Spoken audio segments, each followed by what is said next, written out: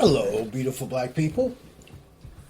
I hope that all is well in your world and this day become a very, very successful day for you and all of your wonderful, wonderful black loved ones. My beautiful, intelligent black brothers and sisters, know this. Know that since the inception of this plantation called America, the racist white folks in this country have stacked the deck against black advancement, against black organization, black aggregation,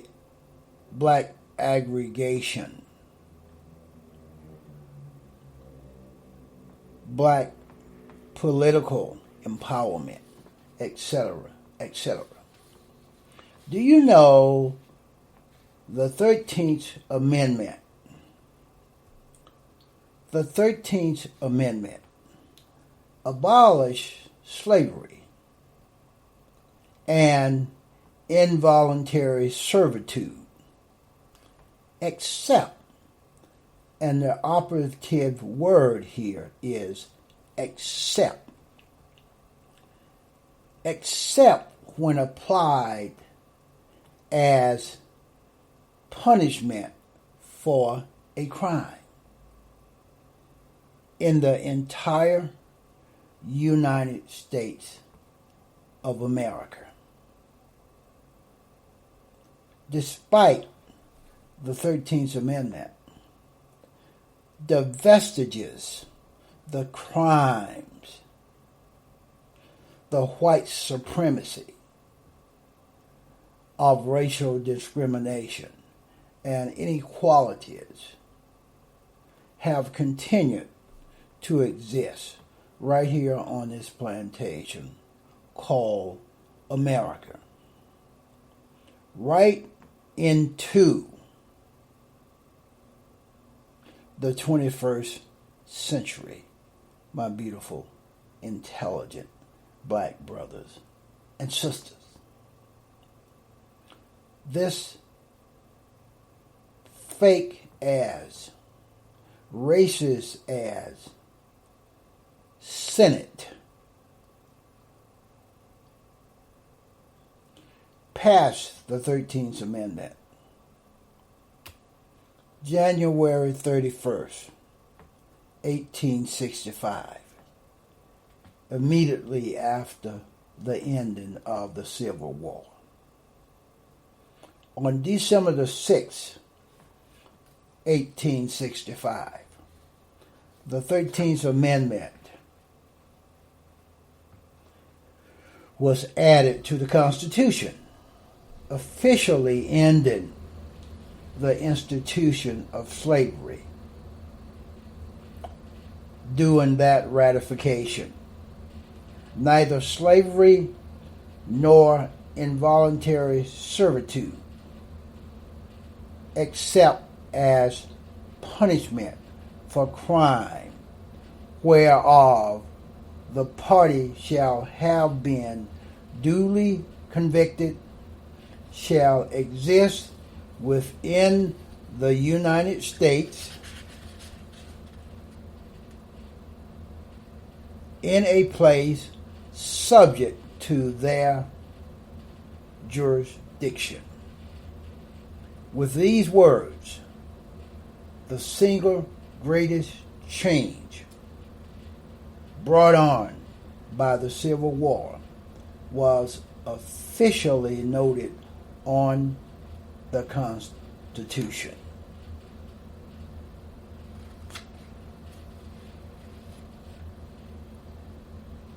Slavery and involuntary servitude will be abolished, except when applied as punishment for a crime in the United States. There's no amendment in the Constitution that states that regarding white folks, that they will not be free. They will not have freedom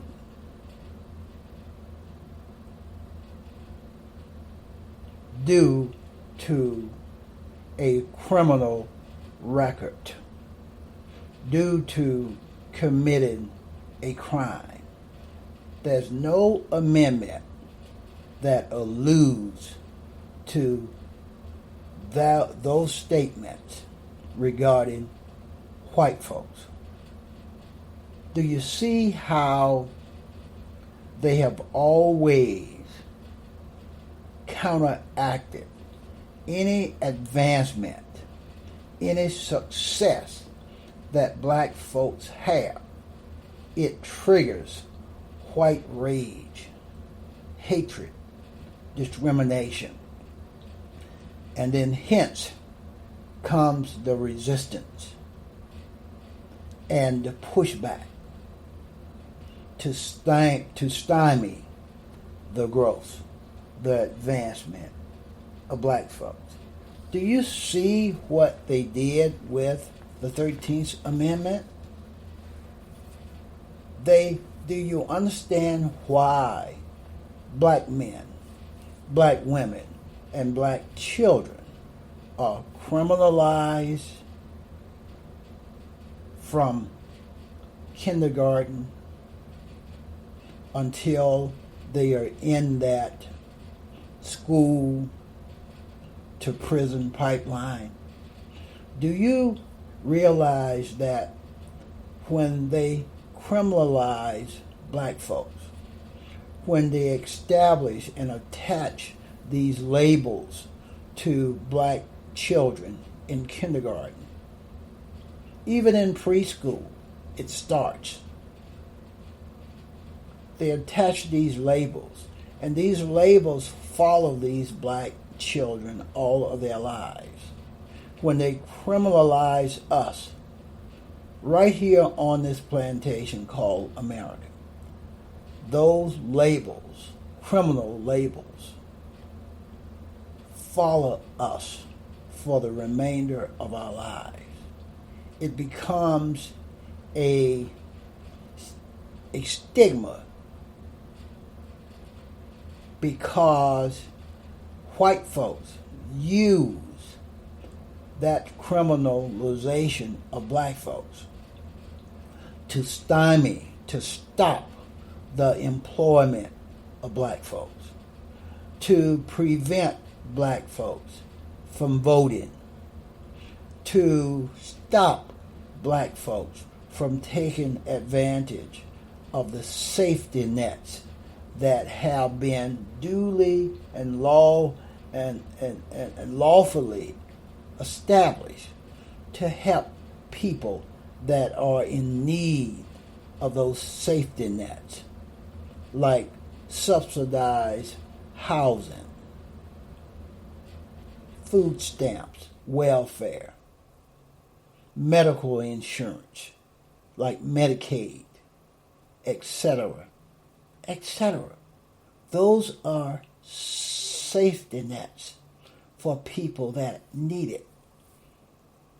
And what these racist white folks will say regarding the safety nets, the entitlement, is that some folks are abusing those entitlements. Well, some of those U.S. Congress people, U.S. senators, are abusing all of the access that they have to taxpayers' funds. They are abusing it also. Hone in on those big-time looters and leave those small-fried looters, poor people that may be taking advantage of entitlement. And know that 67% of the people that are taking advantage of those entitlements are white folks. They're not black folks. They're not brown folks. They are white folks. People that look like Mitch McConnell. They probably look better than Mitch McConnell because he's a funny looking dude to me. He's a funny looking white boy. But regarding the 13th Amendment, they placed it in the Constitution that criminalizing black folks would negate their freedom and they could continue to be enslaved by being incarcerated or by being stigmatized, whereby employment becomes impossible, housing becomes impossible, survival becomes impossible right here on this plantation called America.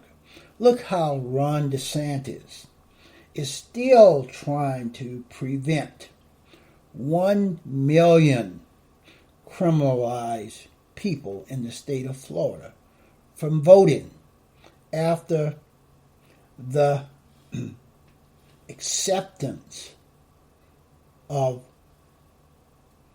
the agreement to allow those people in the state of Florida was voted in by Floridians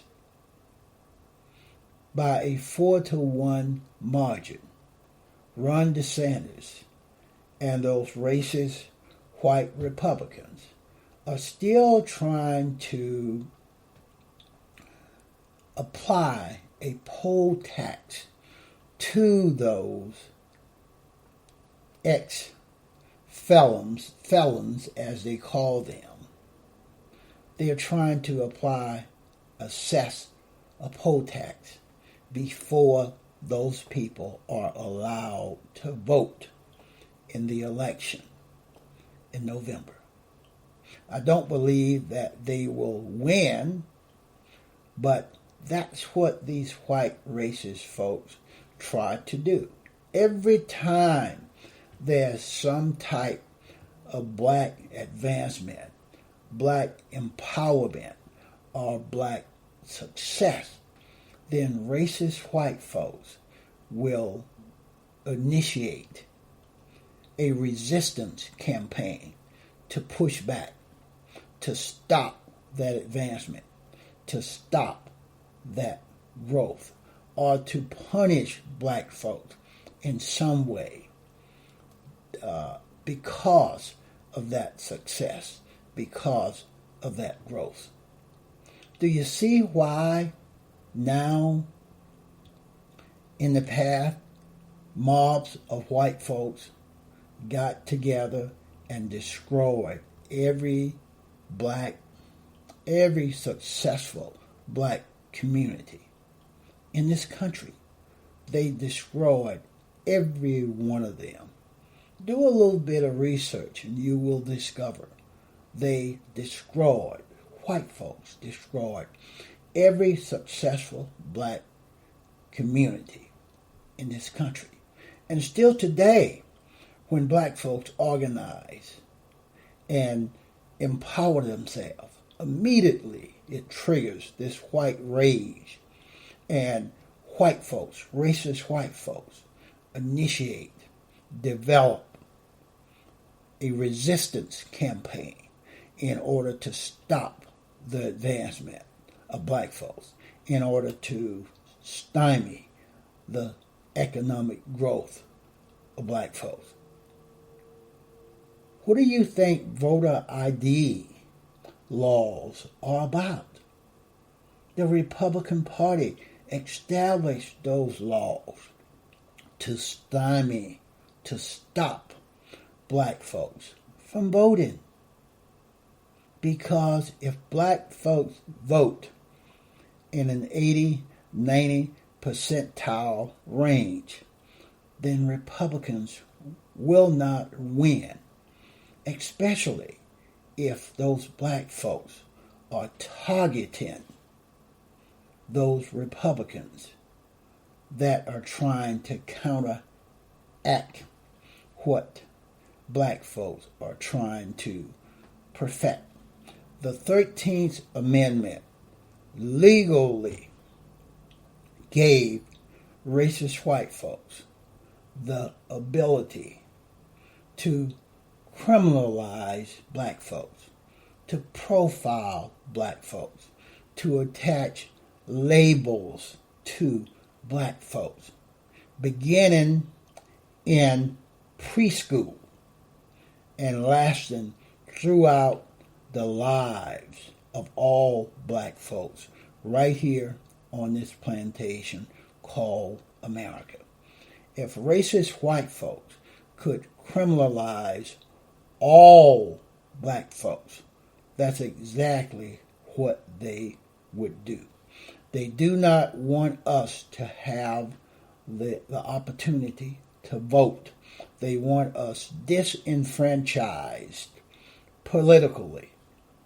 They want us marginalized economically by keeping us unemployed, by preventing us from becoming entrepreneurs and starting our own businesses. Do you know that less than 1% of the small business loans go to black entrepreneurs? That is a contrived plan to keep black folks unemployed, marginalized economically. Do you know that there are still 30 million, mostly black folks, that do not have health care? There are consistently white folks are sitting around in their meetings, their lily white meetings, planning evil, conjuring up ways to keep black folks marginalized economically, to creating new ways to criminalize and profile black folks, discovering new methods to disenfranchise black folks politically. From the inception of this plantation 401 years ago, the cards have been stacked against black folks.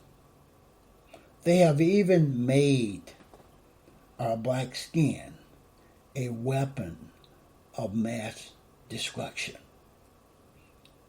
And when they see me out there, they see me as being armed and dangerous because my black skin have been weaponized by those sick, delusionist-minded, racist white folks. And there's more than 63 million of those folks out there.